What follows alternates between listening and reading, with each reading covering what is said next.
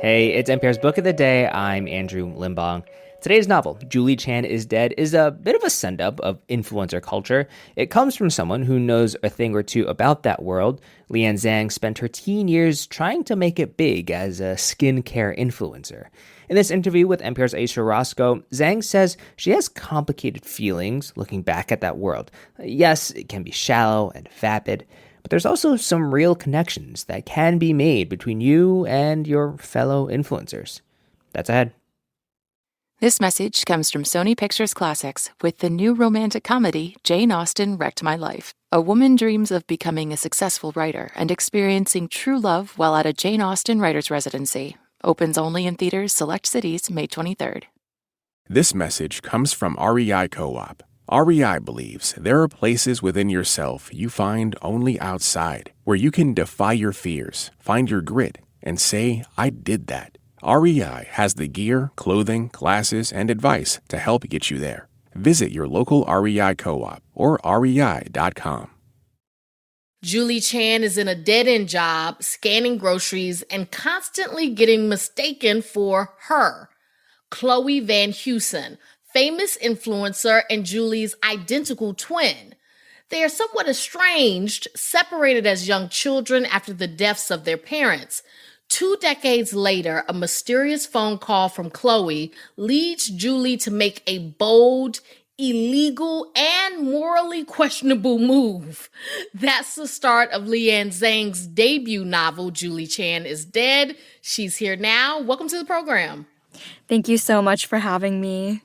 This is the thing about the book. Julie Chan is not dead. Chloe is. Tell us how this happens. Yeah, so basically, one of them, Chloe, gets adopted by a very rich, affluent white couple in New York City, and the other one goes to their aunt.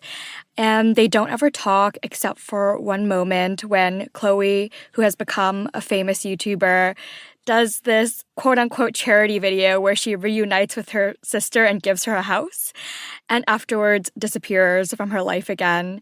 And then Julie receives a call years later, and she goes and discovers her twin sister dead. So she decides to swap lives and take her sister's life and all of her followers and all of her glamour for herself. It's a bold move to take over anyone's life.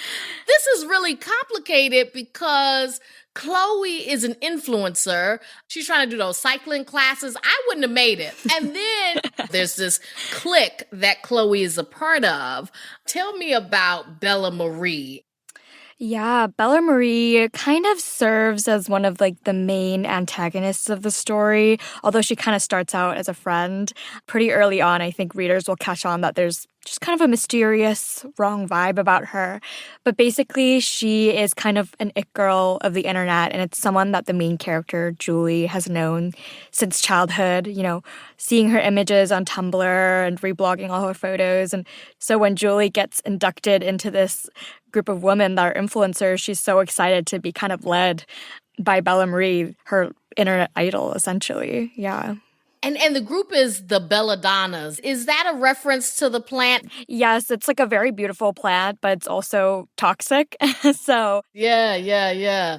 You obviously take a swipe at influencer culture, but I loved the dialogue. It was spot on. In high school, I was briefly an influencer myself, a skinfluencer, as they used to say. And I did notice that a lot of the ways that they speak to each other, there's almost an element of echolalia between the groups. And to me, it kind of is similar to how it might feel or sound if you were to pull up an Instagram photo and look through the comments. Thousands of people being like, wow, you're so beautiful, gorgeous. We wanted to have you read an example where they're in the group chat for the Belladonnas. It's called Hot Girls Only, of course, and they're trying to comfort so-called Chloe because her twin has died. Maya, I can suggest an amazing therapist. She's done heaven's work for my grief. Angelique, we're always here for you. Sophia, think of all the positive memories you have of Julie. Lily, you're in my thoughts. Emmeline, I'm sorry for your loss. Kelly, we are our family. Anna even penned me a poem. Death, everyone will face it. at some point in time. Hope you feel better. There's a great line where someone's like, inserting line breaks into sentences is not poetry. But like the poetry one is the best. I'm glad you think so. Did you like your time as a skincare content creator, like as a skinfluencer? It's a very conflicting relationship because I started this when I was a teenager. I think I was 15, 16 because I had awful cystic acne and I would start reviewing product. I just wake up and there'd be like free stuff for me. Like it's Christmas every day. I mean, I never got as big as the influencers in my book because these people have millions. And if I had millions, I probably would not have written this book. I probably would have. You would have stayed in it. Yeah, exactly. But it started to feel very superficial. And at a certain point, the novelty of free things kind of wears off and it just becomes like excess. Not to give anything away, but there is this secretive island retreat and it does take a bit of a turn here. This gets into a little bit of like campy horror. There's some mysterious substances, possible animal sacrifice, cult-like behavior, a mystical deity. What made you want to go into that territory? Yeah, I mean, personally, I love when stories get like that. The island scenes and the island setting, I love the idea. It's kind of like a locked room, but instead of a room, they're in this gorgeous island where you feel like nothing can go wrong, but then everything does. A lot of the times I would see influencers get sent out to these like $1 million brand retreats to like these gorgeous islands. And I always had the question in my mind. It's like, they're gone for a whole week, but they only film like one 30-minute video or like 2 TikToks. Like what happens during all of those hours that go unfilmed? Probably nothing. Probably they're tanning and having fun. Or it could be much darker. Yes. Because that's where my brain goes. Like, that's just what I think about. Yeah. There does seem to be like a push and a pull in the book where, yes, this world can be very shallow, but there's also this idea of like sisterhood and being, supported through hard times. And do you feel like Julie ultimately learns something from all of this? And do you think she's a changed person? I think she is a changed person. Although maybe not in the way that some people would like her to change. Some influencers that I've seen personally, who I've followed for a long time, kind of lose themselves to fit into a certain norm.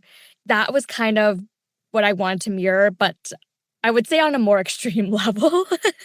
So there is change, but not necessarily the most like, oh, she really learned her lesson, like she became a better person.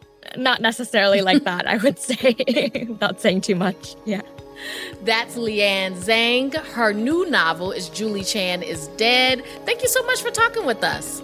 Thank you so much for having me.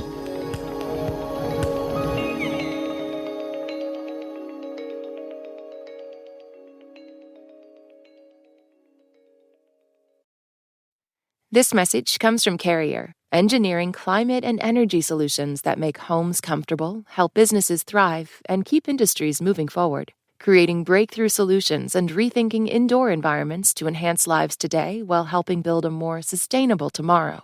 Connecting the cold chain to move food and life-saving medicine across the globe. Discover more at Carrier.com. Carrier, for the world we share.